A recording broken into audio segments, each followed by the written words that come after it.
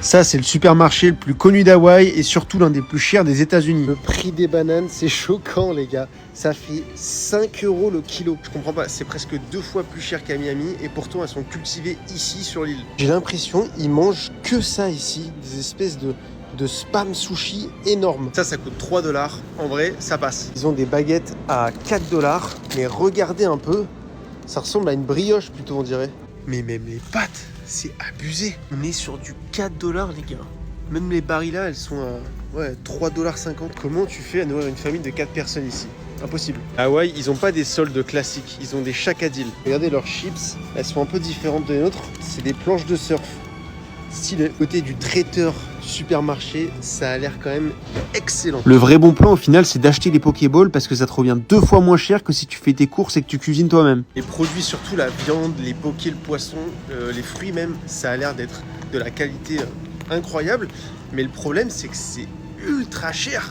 C'est un truc de malade. Et pourtant, les salaires ici, ils sont vraiment pas ouf en vrai. Plein de boissons complètement incroyables, ça faut absolument tester si vous venez à Hawaï, le iced tea hawaïen. Encore une fois, je comprends pas, c'est presque 1 $ l'œuf alors que ça vient d'ici, il n'y a pas d'importation. J'habite ici, je pense que je me fais un régime de noix de coco. J'en peux plus, j'abandonne. Ça fait 2 ans que j'habite aux États-Unis, il n'y a jamais eu un seul Américain qui a réussi à bien prononcer mon prénom. On est où? Pourtant, mon prénom, il est pas compliqué. 2 syllabes. Thibault. T-H-I-B-A-U-L-T.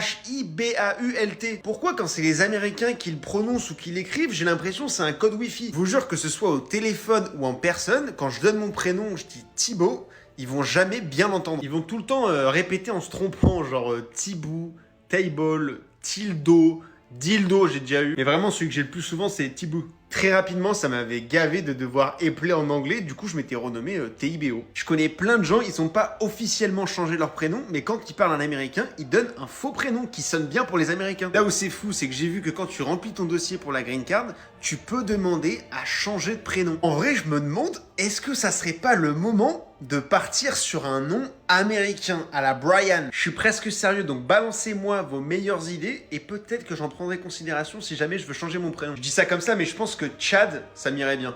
Hein? Il y a un phénomène trop bizarre qui est en train de se passer aux États-Unis, mais il y a des millions d'Américains qui arrivent à prévoir des mois à l'avance les jours où ils vont tomber malades. J'ai découvert ça par hasard ce matin en discutant avec un pote américain, mais en fait il m'expliquait que les employeurs aux États-Unis, ils offraient un nombre limité de congés maladie chaque année à leurs employés, au cas où si un jour ils tombent malades. C'est quand même pas mal d'avoir mis ce système en place quand tu sais que les Américains en moyenne ils ont que 2 semaines de vacances par an, les gars. Et le problème avec les sick days, c'est que le compteur il est remis à 0 chaque année, donc tu peux pas les cumuler. Et du coup, qu'est-ce qu'ils font les Américains qui pensent qu'ils vont pas être malades mais qui comptent bien utiliser ces jours-là? Et bah les mecs, ils prévoient à l'avance dans leur calendrier quand est-ce qu'ils vont tomber malades.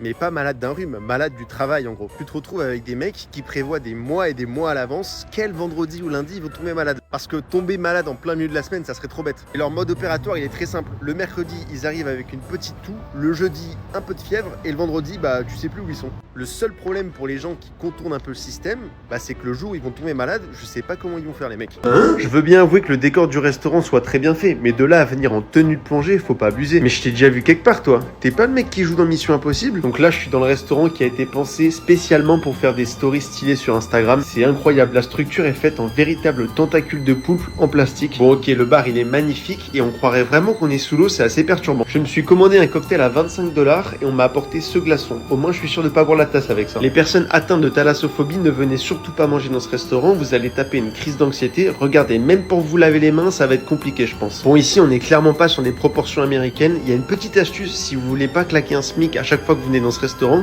c'est de venir au mois de septembre. Ils font des menus entrée, plat, dessert pour 60 $. Et bien sûr, faut pas oublier qu'on est aux États-Unis, donc ça veut dire qu'il faut rajouter la taxe plus les 20% de tips minimum. J'avoue, au moment de l'addition, j'ai commencé un peu à trembler, mais bon, ça en valait la peine. C'était pour fêter mes 1 an de mon arrivée à Miami. Et puis, madame était contente. Donc, merci pour votre soutien. Et puis, ciao. Les premiers résultats viennent de tomber, je comprends pas ce qui se passe. Trump, il a déjà 150 votes de grands électeurs contre seulement 35 pour Kamala. C'est quoi ce bordel? En plus, pour gagner les élections, il faut à peine 270 votes, donc Trump, il est pas loin. Mais quand tu regardes la carte des États-Unis, tu comprends qu'au final, il n'y a rien qui est joué. Les États-Unis, en plus, c'est sur 4 fuseaux horaires. Il y a 50 États. Donc, il faut se dire que la Californie, ils n'ont pas encore eu le temps de dépouiller. Il y a encore même des gens qui sont en train de voter, peut-être. Là, en ce moment, tu vas avoir tous les Américains qui sont devant leur télé pendant toute la soirée jusqu'à demain matin. Ça peut prendre des jours, des fois, pour savoir qui va gagner. En plus, cette année, il y a un enjeu financier parce que tu pouvais parier sur qui allait gagner. Donc, il y a des gens, même s'ils sont pas forcément pour Kamala ou pour Trump, ils ont peut-être parié de l'argent et ils peuvent gagner un gros pactole. De ce que j'ai compris là en regardant les médias, c'est surtout la Pennsylvanie en fait qui va être la clé de la victoire, clairement. D'ailleurs, Trump crie déjà à la fraude parce que Kamala, pour l'instant, est donnée gagnante en Pennsylvanie. Et ça crée un gros bordel chez le clan Trump. Bref, honnêtement, les élections américaines, on dirait un match de Super Bowl. C'est un truc de fou.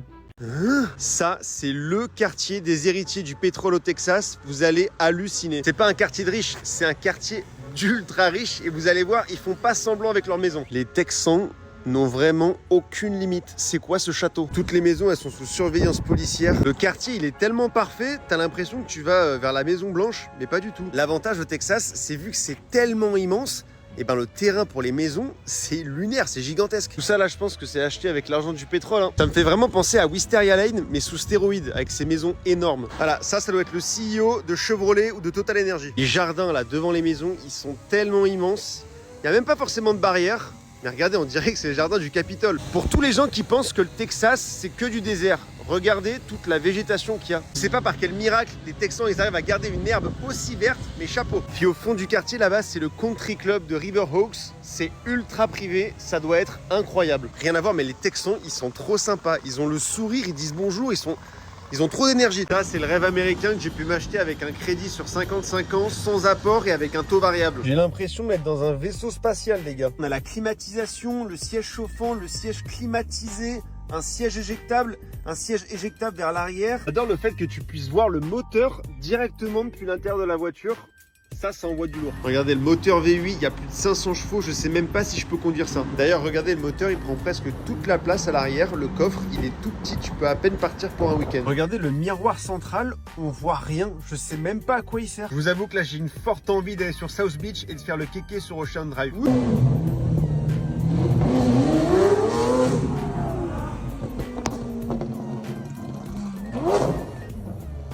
Le pire truc qui peut t'arriver quand tu décroches un job, c'est de tomber sur un manager toxique. Mais imagine, tu es dans une situation où ton visa, donc en gros ta vie, elle dépend complètement de ce job. Est-ce que tu restes ou tu fuis? C'est ce qui est arrivé à mon pote, je vous raconte l'histoire, c'est un truc de fou. Pour vous mettre un peu de contexte, ça s'est passé il y a 3 ans. À l'époque, on venait tous les deux de sortir d'études et lui, il avait réussi à décrocher un super poste dans une grosse boîte de marketing digital basée à Los Angeles. Donc on était trop fiers pour lui. Visa en poche, arrivé sur place, ça s'est transformé en un véritable enfer. En fait, dès les premières semaines, son manager, il s'est révélé ultra toxique et lui mettait une pression constante. C'est-à-dire qu'il avait des heures sup tous les jours qu'ils n'étaient pas payés. Il avait des appels par rapport au taf le week-end et en dehors de ses horaires. Pote, lui, c'était son rêve de vivre aux États-Unis et le manager, il a très bien compris. Du coup, il tenait en laisse avec des promesses de sponsoriser sa green card et des trucs comme ça. Au final, après presque 1 an, il a décidé de mettre un terme à cette expérience catastrophique et de retourner en France. Pire, c'est qu'au même moment, moi, j'ai décroché mon taf pour venir aux États-Unis, donc on s'est croisés et heureusement pour moi, l'expérience professionnelle que j'ai eue ici, c'était incroyable.